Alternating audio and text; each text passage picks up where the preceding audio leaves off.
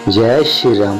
भगवान श्री राम को 14 वर्ष का वनवास हुआ तो उसकी पत्नी माँ सीता ने भी सहर्ष वनवास को स्वीकार कर लिया। बहुत बचपन से ही बड़े भाई की सेवा में रहने वाले लक्ष्मण जी कैसे राम जी से दूर हो जाते। माता सुमित्रा से भी उन्हें आज्ञा ले ली थी वन जाने के लिए, परंतु जब पत्नी उर्मिला के कक्ष की ओर बढ़ रहे थे तो सोचा कि माँ ने तो आज्ञा दे दी, परंतु उर्मिला को कैसे समझाऊंगा, क्या कहूँगा। यदि बिना बताए जाऊंगा तो रो रो कर बुरा हाल कर देगी। बताया तो साथ जाने की जिद करेगी, कहेगी कि सीता जी अपने पति के साथ जा सकती है तो मैं क्यों नहीं जा सकती। यह सोचकर विचार करके लक्ष्मण जी जैसे ही अपने कक्ष की ओर पहुंचे तो देखा कि उर्मिला आरती की थाली लेकर खड़ी थी और बोली, आप मेरी चिंता छोड़ प्रभु की सेवा में वन को जाओ, मैं आपको नहीं रोकूंगी। मेरे कारण आपकी सेवा कोई बाधा न आए, इसलिए साथ जाने की जिद भी नहीं करूंगी। लक्ष्मण जी को कहने में संकोच हो रहा था, परंतु उनके कुछ कहने से पहले ही उर्मिला ने उन्हें संकोच से बाहर निकाल दिया। वास्तव में यही पत्नी धर्म है। पति संकोच में पड़े उससे पहले पत्नी के मन की बात जानकर उसे संकोच से बाहर निकाल दे। पत्नी का इतना त्याग और प्रेम देखकर लक्ष्मण जी भी रो पड़े। उर्मिला जी से एक दीपक जलाया और उर्मिला जी ने विनती की कि इस आस को कभी बुझने नहीं देना। लक्ष्मण जी तो चले गए, परंतु 14 वर्ष तक उर्मिला ने एक तपस्वी की भांति कठोर तप के वन में भैया भाभी की सेवा। लक्ष्मण जी भी कभी सोए नहीं, परंतु उर्मिला ने भी अपने महलों के द्वार कभी बंद नहीं किए। सारी रात जाग कर दीपक की लो को बुझने नहीं दिया। मेघनाथ ने युद्ध करते हुए जब लक्ष्मण को तीर लग जाता है और हनुमान जी उनके लिए संजीवनी का पहाड़ लेके लौट रहे होते तो बीच में अयोध्या में भरत जी उन्हें राक्षस समझकर बाण मारते हैं और हनुमान जी गिर जाते हैं। तब हनुमान जी को सारा वृत्त बताते हैं, सारा हाल सुनाते हैं कि सीता जी को रावण ले गया, लक्ष्मण जी मूर्छित हैं। यह सुनते ही कौशल्य कहती है कि राम को कहना कि बिना अयोध्या में लक्ष्मण को लिए बिना पैर न रखे। माता सुमित्रा कहती है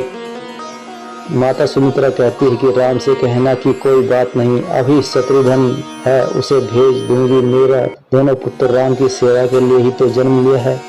माताओं का प्रेम देखकर हनुमान जी की आंखों में आंसू धारा बह रही थी, परंतु जब उन्होंने उर्मिला जी को देखा तो सोचने लगे कि यह क्यों एकदम शांत है, प्रसन्न खड़ी है, क्या इन्हें अपने पति के प्राण की कोई चिंता नहीं। हनुमान जी पूछते हैं कि देवी आपको प्रसन्न का कारण क्या है, आपके पति के प्राण संकट में हैं और सूर्य उदय होते ही सूर्य कुल का दीपक बुझ जाएगा। उर्मिला जी का उत्तर सुनकर तीनों लोग को कोई प्राण उनका वंदना किए बिना नहीं रह पाएगा। वे बोले, मेरा दीपक संकट में नहीं है, वो तो बुझ ही नहीं सकता। रही सूर्य की बात, आप चाहे तो कुछ दिन अयोध्या में विश्राम कर लीजिए, क्योंकि आपके वहां पहुंचे बिना सूर्य उदय हो ही नहीं सकता। आपने कहा कि प्रभु श्री राम मेरे पति की अपनी गोद में बैठा कर लेटाया है, तो योगेश्वर राम की गोद में लेटे हुए काल उन्हें कैसे छू सकता है, जो दोनों लीला कर रहे हैं। मेरे पति जब से वन गए हैं तब से सोए नहीं, उन्होंने न सोने का प्रण लिया था कि इसलिए वह थोड़े देर विश्राम कर रहे हैं, और जब भगवान की गोद मिल गई तो थोड़ा विश्राम ज्यादा हो गया, वे उठ जाएंगे।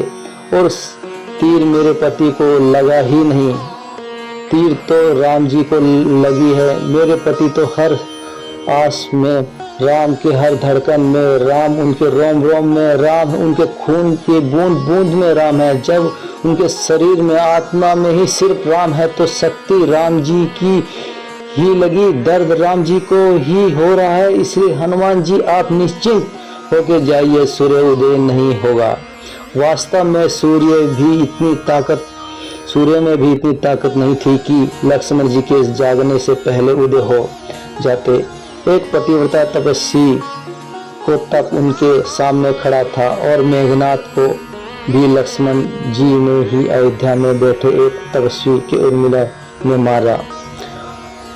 राम राज्य की नींव जनक की बेटी ही थी, कभी सीता तो कभी उर्मिला। भगवान राम ने तो केवल राम राज्य का कलश स्थापित किया, परंतु वास्तव में राम राज्य इन सबके प्रेम त्याग संपूर्ण बलिदान से ही है। त्याग समर्पण सच्ची और प्राफस्ट रामायण है। आप सभी ने रामायण बहुत बार पढ़ी होगी अथवा टीवी पर रामलीला देखी होगी। व्यवहार कर रहे हैं, कभी सोचा है कि हमारे भीतर राम के गुण फलीभूत हो रहे हैं या रावण कौशल्या या कैकेयी मथुरा यानी रामायण के किस किरदार में अपना आपको देख रहे हैं? तो मुझे कमेंट में ज़रूर लिखिए भाइयों कि आपका कौन सा किरदार है और आपको ये कैसी लगी। आप इस टाइम कौन से किरदार में हैं और आप कौन सा किरदार निभा रहे हैं। तो और भी अगर कोई भी अच्छी कहानी सुनना चाहते हैं तो मुझे हमारे चैनल को जल्दी से सब्सक्राइब करिए और मुझे कमेंट में लिखिए कि हमें ये कहानी सुनाइए, तो आपको वो कहानी मैं ज़रूर सुनाऊंगा। ठीक है, जय श्री राम।